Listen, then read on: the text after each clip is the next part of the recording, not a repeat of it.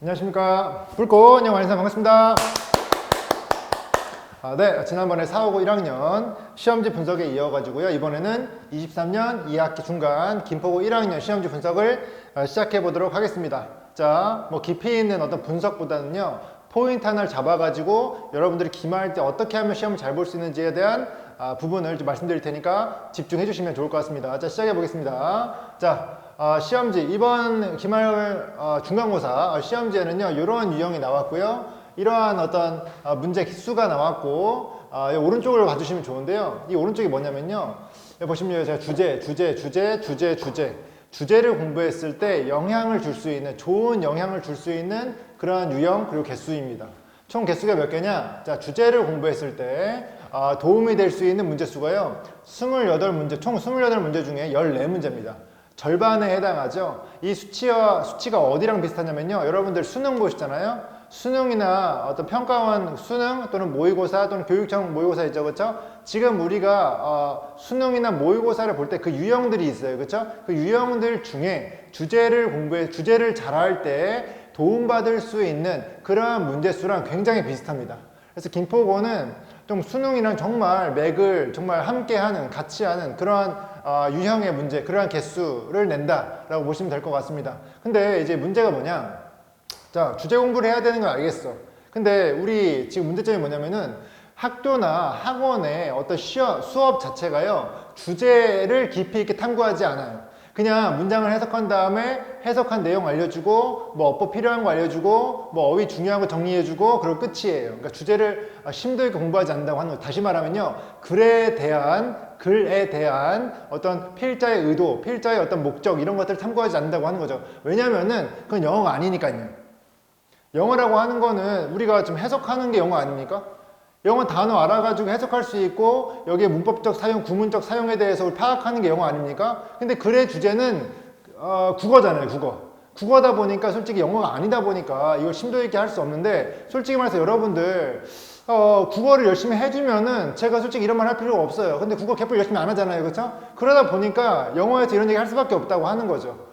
실제로 여러분들이 국어를 열심히 해가지고 주제를 정말 빠삭하게 알 수 있는, 필자의 의도를 훨씬 더 빠삭하게 알 수 있는 그런 능력이 있다고 한다면요, 이 김포고 시험에 나온 주제 문제 있죠? 솔직히 말해서 영어를 적당히 하더라도 다 맞출 수 있어요. 하지만 지금 현실이 어때요? 영어를 잘 해도 주제 파악을 못 해가지고 지금 시험 성적이 떨어지고 있지 않습니까? 그래서 제가 말씀드리는 거예요.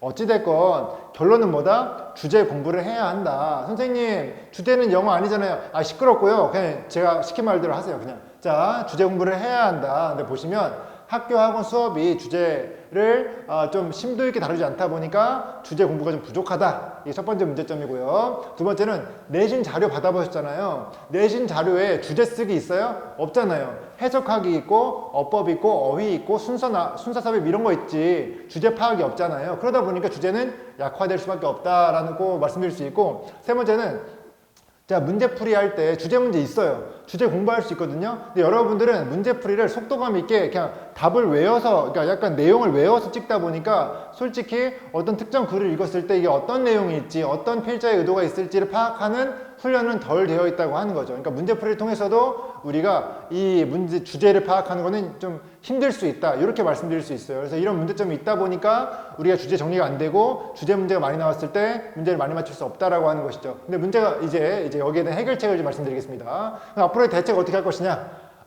너무 당연한 이제 대책을 말씀드릴 겁니다. 자, 수업 시간에 무조건 주제에 대한 부분을 고려해서 수업해야 한다. 자, 솔직히 저도요, 주제에 대해서 심도 있게 얘기한 지문도 있겠지만 수업 시에 그렇지 않았던 지문도 있어요. 근데 앞으로는 모든 지문에 대해서 우리가 주제를 좀 더 깊이 있게 고민하고 가는 수업을 해야 될 것 같습니다. 자, 이건 저의 부족한 점이다 보니까 제가 앞으로 채우겠다는 말씀입니다. 두 번째입니다. 자, 숙제를 할 때 어휘, 어법, 순서, 숙제도 중요하지만 읽은 지문에 대해서 주제를 생각을 해봐야 한다. 여러분들이 숙제를 하기 전에 여러분이 어떤 글을 시험 범위를 이제 저한테 수업 들은 거를 읽어보실 거 아닙니까? 읽어보실 때 왜 주제가 이건지에 대한 생각을 해봐야 된다고 하는 것입니다.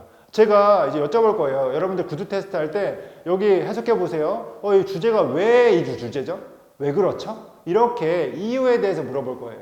여러분은 but 뒤가 중요한데 그리고 이 필자가 굉장히 강조하는 문장인데 강조 구문에 나왔는데 이렇게 말씀하시면서 주제인 이유를 설명하셔야 될 겁니다. 그래서 그렇게 말씀드릴 수 있고 다음 문제풀이에요. 자, 문제 풀 때 보자마자 글의 주제가 떠오르도록 풀려나기. 자, 문제 풀어 오시잖아요. 그럼 제가 이 글의 주제를 물어볼 겁니다. 그럼 이 문제풀이 속에서는 뭐 주제를 쓰는 게 없어요. 근데 여러분은 알고 있어야 됩니다. 그래서 앞으로 테스트할 때 주제에 대해서 물어보면은 주제를 바로 말할 수 있게끔 훈련이 되어 있으셔야 한다. 이렇게 말씀드릴 수 있고 구두 테스트 할 때도 한글 흐름만 외우는 게 아니라 그래서 이 글의 주제는 뭔데? 라고 하면 주제도 말씀할 수 있게끔 공부해 오시면 좋을 것 같습니다. 자, 그러면은 제가 내놓은 대책은 이거고 앞으로 여러분들한테 바라는 게 있어요. 자, 바라는 건요. 자, 1번. 글을 제대로 읽고 숙제에만 집중하기보다는 그쵸? 그쵸? 제대로 빼주시고 글을 읽고 숙제에만 집중하기보다는 글 자체에 관심을 가져야 돼요.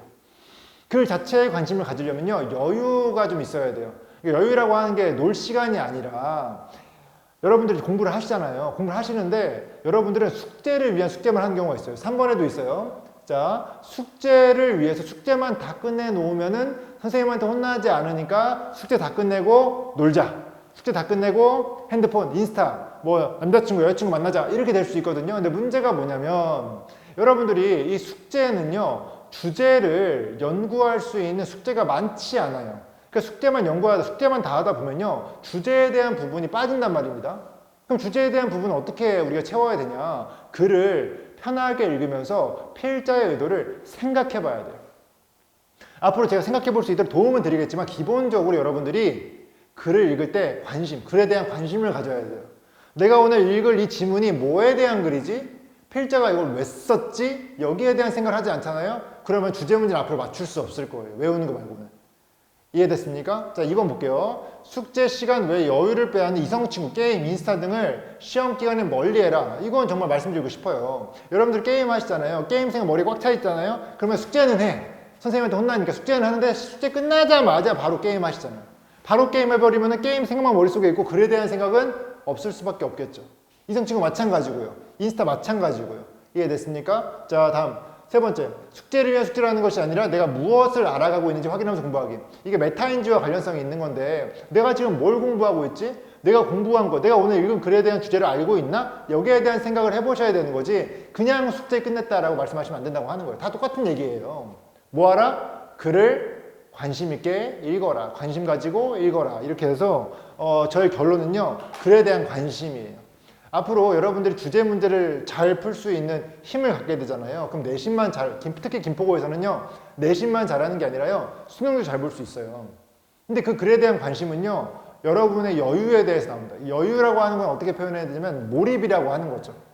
글에 대해서 몰입해서 읽잖아요. 그럼 필자가 이제 뭐를 바라고 있는지, 뭐를 원하고 있는지 거기에 대한 생각을 해볼 수 있는데 그런 부분에 대해 솔직히 학원 숙제로, 학원 수업으로 이걸 커버치는 게 굉장히 쉽지가 않아요.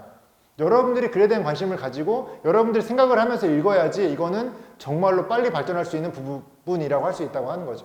이해됐습니까? 그래서 여러분들이 앞으로 이번 기말고사를 잘 보기 위해서는요. 특히 김포고 1학년들은 이 어떤 글에 대한 관심을 가지고 내가 읽은 글에 대해서 주제가 무엇인지, 필자의 의도가 무엇인지, 주장이 무엇인지 생각을 해가면서 숙제를 하면 좋을 것 같습니다. 이해되셨죠? 그래서 오늘 영상 여기까지 마치고요. 여러분들 앞으로 열심히 주제 공부하셔가지고 기말고사 잘 봤으면 좋겠습니다. 여러분 고생했습니다. 감사합니다.